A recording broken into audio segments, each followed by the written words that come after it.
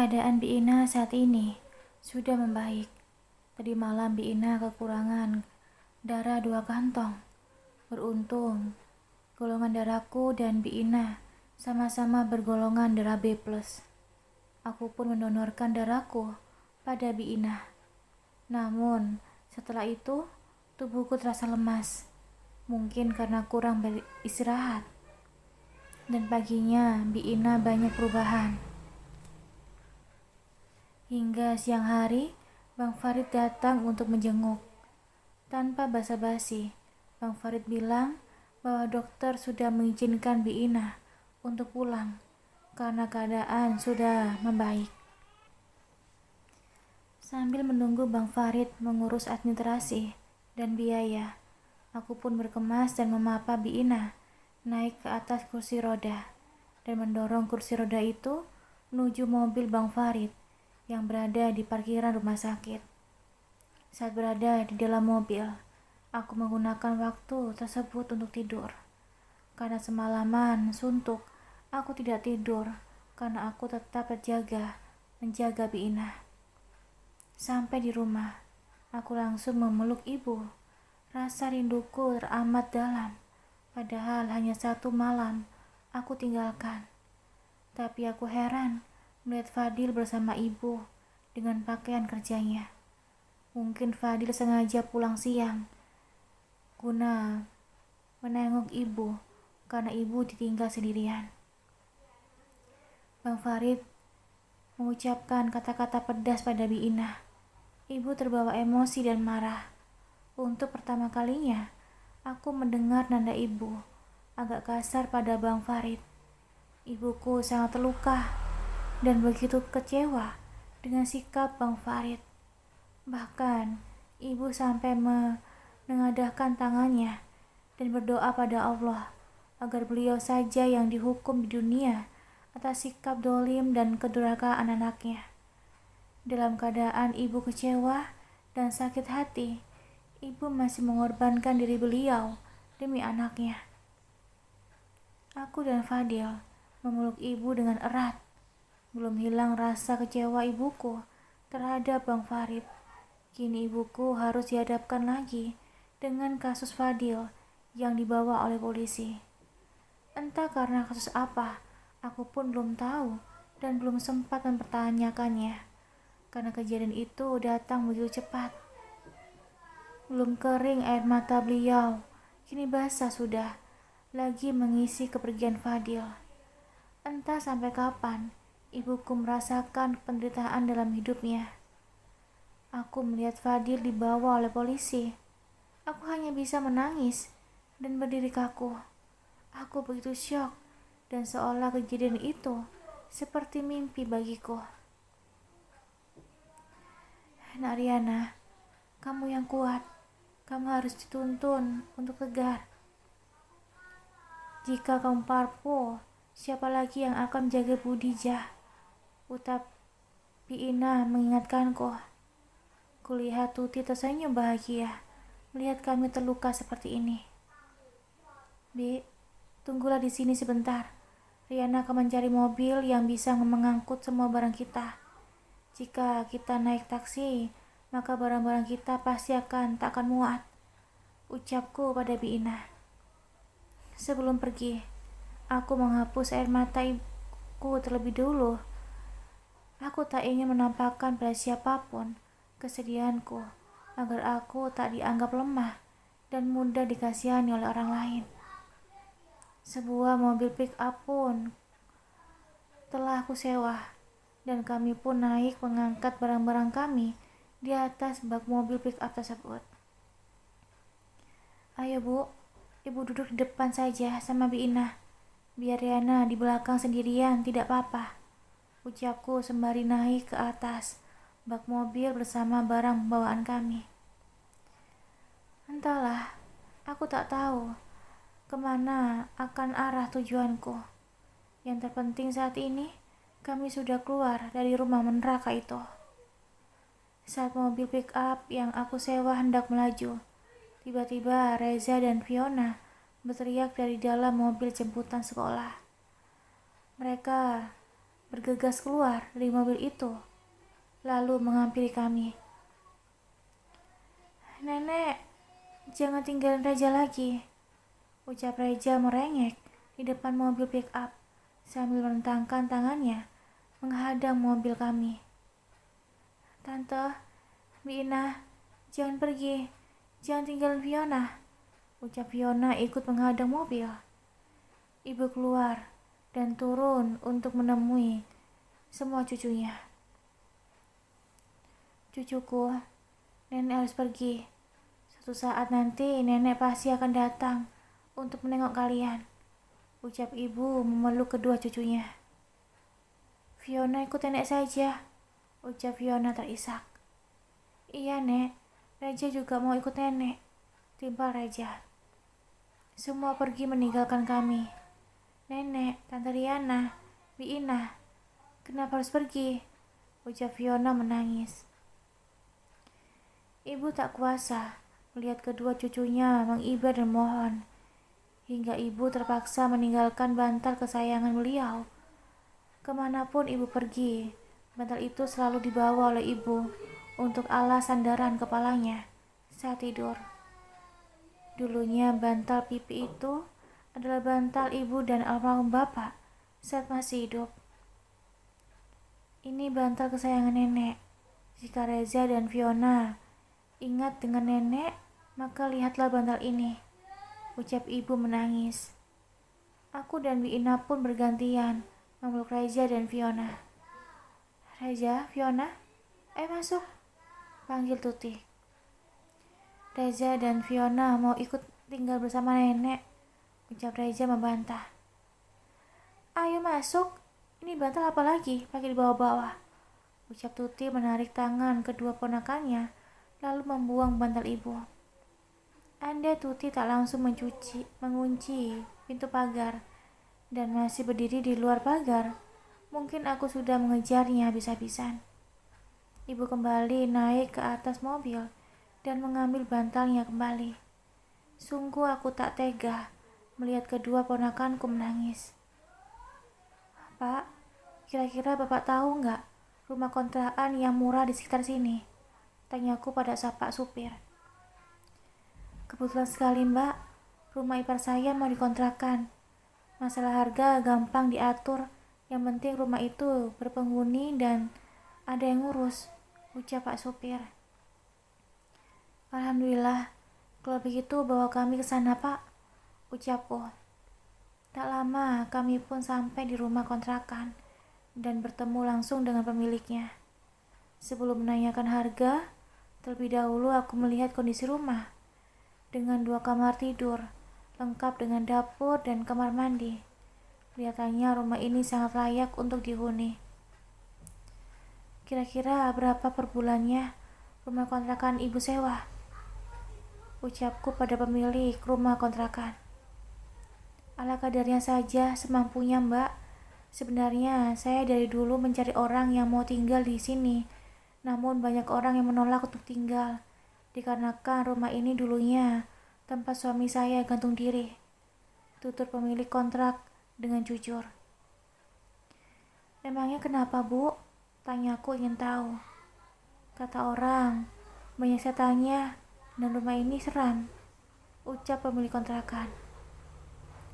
Aku hanya tersenyum menanggapinya. Ternyata banyak juga orang yang takut dengan setan, tapi mendengar bisikan setan untuk melakukan kejahatan dan kemungkaran, malah mengikuti setan tanpa rasa takut. "Tidak apa-apa Bu, kami akan tinggal di sini. Tapi saya harus tahu dulu berapa harga sewanya Bu," ucapku memantapkan. "Terserah Mbak," ucap beliau lagi. "Bu, tidak boleh bilang terserah. Ini kan rumah yang dikontrakkan. Harus jelas akad dan perjanjiannya," ucapku memperjelas. "Gini saja Mbak, bagaimana kalau Mbak dan keluarga tinggal gratis? Yang terpenting rumah ini dirawat dengan sepenuh hati," ucap pemilik kontrak.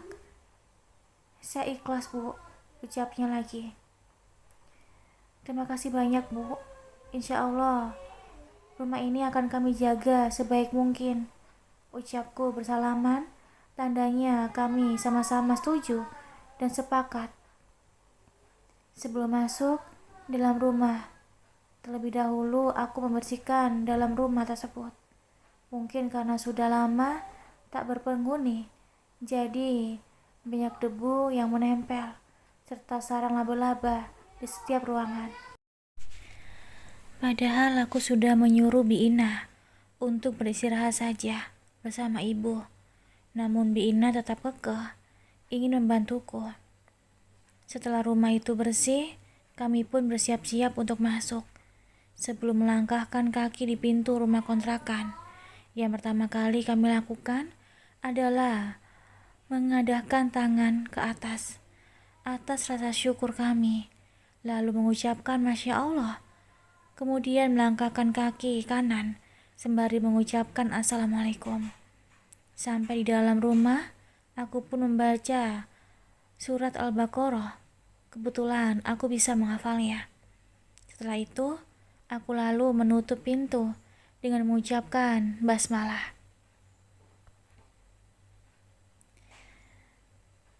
Begitulah cara majikan keduaku di Arab Saudi. Dulunya saat ia pindah ke rumah barunya. Walaupun rumah ini bukan rumah kami, itu sama saja. Karena rumah ini juga termasuk rumah baru yang kita tempati. Apalagi rumah ini sudah lama kosong dan pasti banyak jin bersarang di dalamnya. Itulah yang mengakibatkan rumah ini terasa angker dan seram. Beruntung Bi Ina ikut bersama kami. Aku bisa lega meninggalkan ibu bersama beliau. Rencananya hari ini aku akan ke kantor polisi untuk menjenguk Fadil. Tadi malam ibu sudah menceritakan semuanya padaku. Setelah aku tahu, aku sakit hati pada Tuti dan Bang Farid. Jika dulu aku selalu berdoa untuk kebaikan Bang Farid dan keluarganya, kini aku berdoa agar Allah menegur Bang Farid dengan kehendaknya, agar Bang Farid cepat sadar. Sebelum aku berangkat, terlebih dahulu aku masak makanan kesukaan adikku. Dan tak lupa juga, aku membawa baju ganti beserta selimut dan perlengkapan lainnya. Sampai di lapas, makanan serta barang bawaanku diperiksa terlebih dahulu oleh petugas. Setelah itu, barulah aku diizinkan masuk dan bertemu dengan Fadil. Mbak Riana, jawab Fadil menghampiri dan memelukku. Kami berdua menangis tergugu. Baru saja 1 hari, Fadil berada di dalam penjara, namun ia terlihat begitu kurus. Aku membuka makanan yang aku bawa, lalu kusuapi adikku. Aku gadis yang sangat cengeng. Setegar apapun, aku bertahan, menyembunyikan kesedihanku. Tetap saja, aku tak bisa jika berhadapan dengan ibu ataupun saudaraku Fadil. Aku menyeka air mata Fadil yang tumpah ruah bersamaku. Mbak, bagaimana kabar ibu? Fadil rindu, tanyanya. Ibu ada bersama Bi Ina. Beliau bertiwa, titip salam untukmu. Mbak sengaja tidak membawa ibu ke sini. Takutnya ibu semakin sedih jika melihatmu, jelasku. Aku pun menceritakan bahwa aku sudah mendapatkan rumah kontrakan gratis. Fadil menangis haru karena ibu bisa hidup tanpa tekanan lagi. Mbak, Fadil minta tolong. Nanti setelah pulang dari sini, pergilah ke toko tempat Fadil bekerja dan kasih tahu pemilik toko yang sebenarnya terjadi dengan Fadil, agar pemilik toko tak mengira Fadil malas masuk kerja karena usai menerima gaji, ucap Fadil. Waktu kunjungan pun habis. Makanan yang kubawa sengaja kulebihkan untuk dibagi-bagikan pada teman satu sel dengan Fadil. Aku pamit dan kembali memeluk erat adikku. Mbak Riana kuat. Ingat ada ibu di pundak kita, pesan Fadil. Kamu juga, Dek. Harus kuat dan jangan cepat putus asa. Kau masuk ke sini bukan karena kejahatanmu. Namun, kamu di sini karena telah memuliakan ibu kita. Percayalah, Dek, untuk menggapai suatu yang tinggi, perlu pengorbanan dan ujian yang besar. Agar ketika kita sampai di atas, kita tak akan pernah lupa daratan. Insya Allah, perjuangan kita tak ada yang sia-sia. Tetaplah bersyukur dan jangan putus asa atas rahmat Allah meski kita dalam kesusahan dan kesedihan. Ucapku sembari menghapus air mata adikku. Setelah Fadil masuk ke selnya, aku baru melangkahkan kaki untuk pulang. Perjalanan hidupku sungguh menguras air mata. Di saat gadis seumuran denganku bersenang-senang menghabiskan waktu bersama kawan dan sahabat mereka, aku malah berteman dengan duka dan penderitaan. Bagiku yang terpenting, aku masih bisa dan dekat bersama ibuku, maka duniaku akan terasa baik-baik saja. Masih kuingat, saat itu Mbak Rahmi dan Bang Jamal merayuku agar aku pergi merantau ke luar negeri.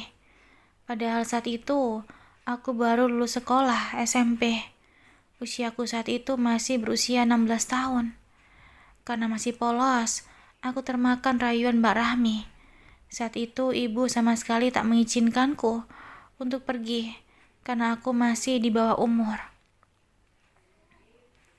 Dek, di Arab Saudi nanti kamu bakalan dapat banyak uang. Cita-citamu kan ingin membahagiakan ibu. Nah, ini saatnya kamu tunjukkan. Toh kamu nggak bisa melanjutkan sekolahmu dibandingkan hidup di kota metropolitan yang serba susah. Lebih baik kamu pergi merantau ke Arab Saudi agar mendapatkan penghasilan. Rayu Mbak Rahmi kala itu. Iya, Dek. Andai mbakmu ini tidak takut naik pesawat, sudah dari dulu Mbak Rahmimu ini berangkat. Timpal Bang Jamal meyakinkanku. Aku memantapkan hati dan yakin ingin pergi. Akhirnya, dengan berat hati, ibu dengan terpaksa mengizinkanku. Bang Jamal yang mengurus semua segalanya. Dari jasa calo, semua identitasku diubah.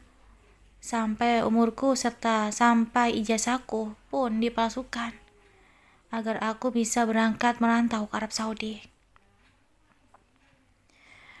Usiaku yang tadinya 16 tahun dipalsukan menjadi 21 tahun. Andai dulu orang tuaku punya biaya untukku melanjutkan sekolah ke jenjang SMA, mungkin aku lebih memilih bersekolah dibandingkan merantau. Jangankan biaya sekolah, untuk makan pun kami kadang makan 1 kali sehari. Beruntung kami masih punya tempat tinggal, karena banyak dari orang fakir di Jakarta yang tinggal di bawah jembatan karena tak punya rumah. Bu, doakan Riana ya Bu, agar Riana sukses di negeri orang. Ucapku kala itu meminta ridho ibuku. Ibuku menangis terguguh dan tak bisa berkata-kata. Begitupun dengan keempat saudaraku juga ikut menangis melihat kepergianku. Mbak, cepatlah pulang. Bawakan nanti Fadil mainan robot, ucap Fadil kala itu yang usianya masih berumur 10 tahun. Aku sangat dekat sekali dengan adikku Fadil sejak kecil. Jika kemana-mana, aku selalu membawanya. Saking dekatnya, Fadil tak akan mau tidur jika bukan aku yang menidurkannya di malam hari. Usai sholat asar, aku pergi ke tokonya Fadil, tempat ia bekerja. Sebenarnya aku sangat malas melewati rumah Bang Farid lagi. Saat angkutan umum yang kutumpangi melaju melewati rumah Bang Farid, kenangan pilu itu kembali membuatku sedih. Aku pun sampai di toko tempat Fadil bekerja. Aku langsung menanyakan salah satu karyawannya agar bisa bertemu dengan bosnya. Tak lama, aku pun dipanggil oleh karyawan itu untuk menemui bosnya Fadil. Ternyata bosnya Fadil adalah orang Cina. Maaf mengganggu waktu Bapak. Perkenalkan, saya kakaknya Fadil. Saya datang ke sini hanya ingin mengabarkan jika Fadil tidak bisa masuk kerja entah sampai kapan, ucapku. Memangnya Fadil kenapa? Tanya bos Fadil heran. Aku pun menceritakan yang sebenarnya terjadi tanpa membuka aib keluargaku sendiri. Itu kasusnya salah paham. Gue bisa bantu Fadil keluar dari penjara. Gue punya anak seorang pengacara, ucap bos Fadil. Tapi Pak, kami tidak punya banyak uang untuk membayar jasa anak Bapak, ucapku jujur.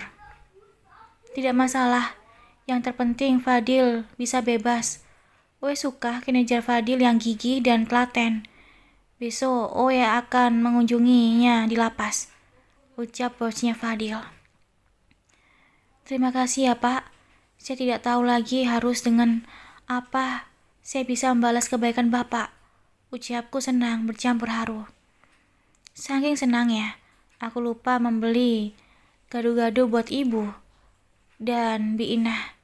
Beruntung aku belum naik angkot, lalu melanjutkan berjalan kaki di pusat orang jualan aneka makanan yang tak jauh dari toko tempat Fadil bekerja. Saat aku melangkahkan kaki di tempat orang jualan gado-gado, tanpa sengaja aku melihat Bang Imran dan Mbak Yuli sedang bergoncengan di atas sepeda motor. Sepertinya mereka berdua habis makan di salah satu warung itu. Aku mengurungkan niat untuk membeli gado-gado dan memutuskan untuk mengikuti Bang Imran dan istrinya. Pak, tolong ikuti motor sepeda itu, ucapku pada tukang ojek. Agar mereka tak curiga, aku sengaja menyuruh tukang ojek untuk membuntuti mereka dari jauh. Bang Imran berhenti di salah satu toko untuk membeli sesuatu, dan aku pun menyuruh tukang ojek untuk berhenti, melaju sambil menunggu Bang Imran dan kakak iparku keluar dari toko. Tak lama, mereka pun keluar dengan membawa barang belanjaan mereka. Sepertinya Mbak Yuli habis berbelanja pakaian, karena toko yang dimasukinya adalah toko fashion wanita. Aku pun terus mengikuti mereka sampai tiba di sebuah perumahan. Pak, ini kawasan rumah apa? Tanyaku pada tukang ojek. Ini rumah KPR subsidi Mbak, jawab tukang ojek. Aku memperhatikan dari jauh dan sangat terkejut ketika melihat rumah Mbak Rahmi juga tinggal bersama Bang Imran di perumahan yang sama, namun mereka berlainan rumah.